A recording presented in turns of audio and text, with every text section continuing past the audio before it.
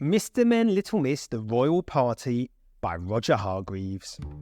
Little Miss Helpful had heard it was a very special occasion. It was a royal occasion. A royal occasion that called for a big party. A very big party. The sort of party that would fill a whole street. A street party.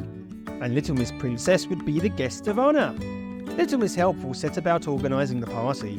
But as you may or may not know, Little Miss Helpful is not as helpful as her name would suggest. For as hard as Little Miss Helpful tries to be helpful, the more unhelpful she becomes. She tried to sort out the bunting, but somehow or other she only made things worse. Little Miss Helpful was in a panic.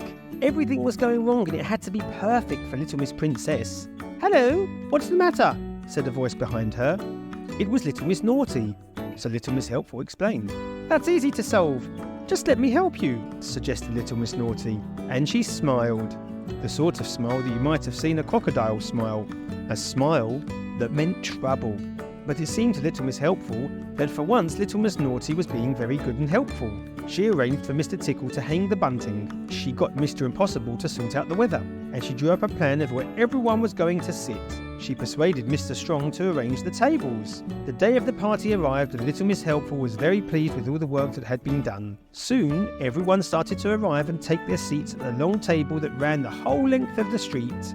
It was then that Little Miss Naughty smiled that particular smile again. Do you remember? The crocodile smile. And why? Because it was then it started. The quarrelling, the arguing, the squabbling. For you see, Little Miss Naughty had carefully seated each person next to someone they would not get along with. She had seated Mr. Messy next to Little Miss Neat, Mr. Mean next to Mr. Uppity, Little Miss Chatterbox next to Mr. Quiet, Mr. Clumsy next to Mr. Fussy, and poor Little Miss Shy next to Mr. Rude. It was a disaster. There was lots of shouting and somebody threw a cream scone. Little Miss Helpful did not know what to do.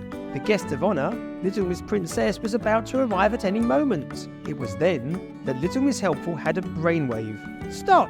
she yelled at the top of her voice. "It's time for a game of musical chairs."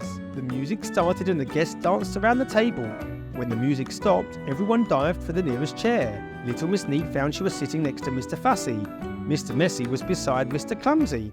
Little Miss Chatterbox was next to Mr. Noisy. Mr. Uppity was next to Mr. Rude. And Little Miss Shy found that she was next to Mr. Quiet. Suddenly, everyone was happy.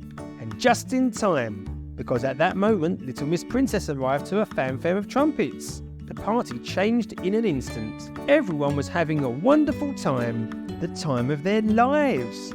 Everyone, that is, except for Little Miss Naughty. Little Miss Helpful had one more job for her. The washing up.